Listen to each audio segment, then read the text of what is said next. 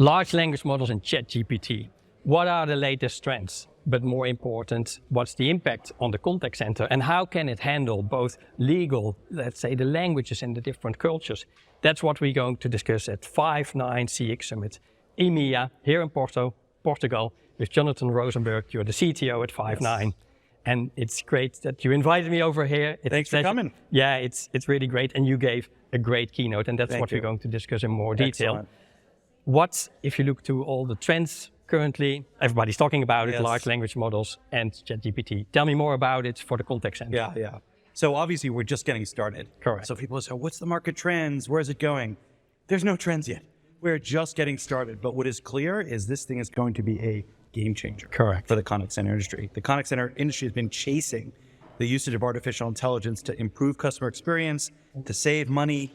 And the prior generation of technology, it worked okay. But this thing, this is a mighty step above. So we're seeing a literal race for every vendor to adopt this technology, integrate it into their products, and shift customer value into the contact center. And talking about this race, it has substantial impact, I may say, yes. on the contact center. But I have seen your view on your keynote. What is the impact? Because I think most people think that the impact will be different. Yeah. Impact is more positive for the contact centers. I think it's positive. But listen, this is the discussion. Is it going to disrupt jobs? What is it going to mean for agents? Exactly. And so we think what's going to happen is it's going to help all segments of the industry. First of all, we're still going to have agents. Will we have more? Will we have less? We'll see. Yeah. But when we do have agents, we see it help those agents do their jobs better, faster, more efficiently. So for example, the demo you're referring to today that I showed was we take a call in progress, we transcribe it in real time. At the end of the call, we summarize the call.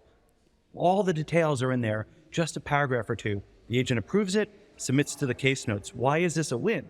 Because next time the customer calls back, the agent knows what the context of the conversation is. And this is something that we've all suffered with. You've surely experienced this, right? You call up the contact center, you explain your situation, they can't resolve it. You call back, explain the whole thing all over again.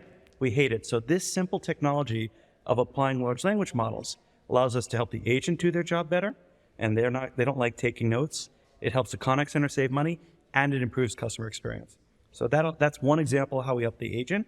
It's also going to improve self-service. And right now, most people, to be honest, they don't love these chatbots and voice bots.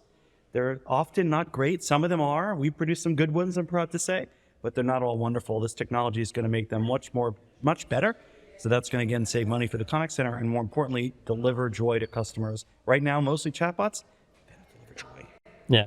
And you were referring to, let's say, the transcript and summarize it, but you also showed it in German. Yes, that's and right. supporting different languages. We are in Europe. Yes. Every country has a different language. Yes. It's different than the US. We have different cultures. People behave different. They have different experiences. They have different regulations. Yes. So tell me all about it. How can intelligent CX platforms support it? Yeah. So let's break it into two parts. There's the language and there's the regulation.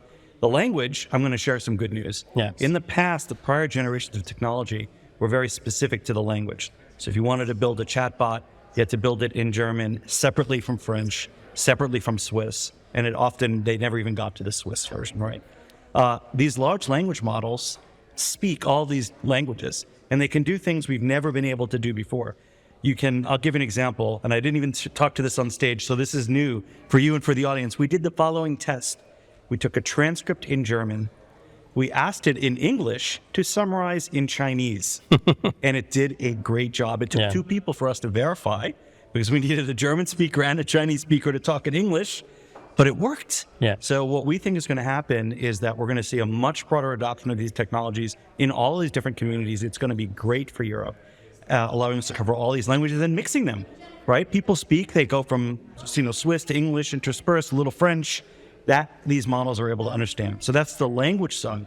On the regulatory side, we're just getting started, and I think it's going to be really interesting over the next few years to see what happens on the regulatory front.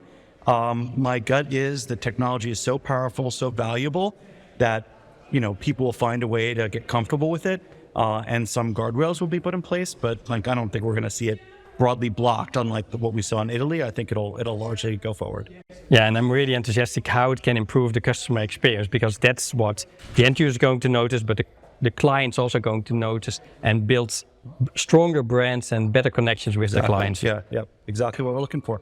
Jonathan, thanks a lot for your latest updates on large language models and ChatGPT in the contact center. And for the audience, thank you for watching, and we look forward to seeing you next time.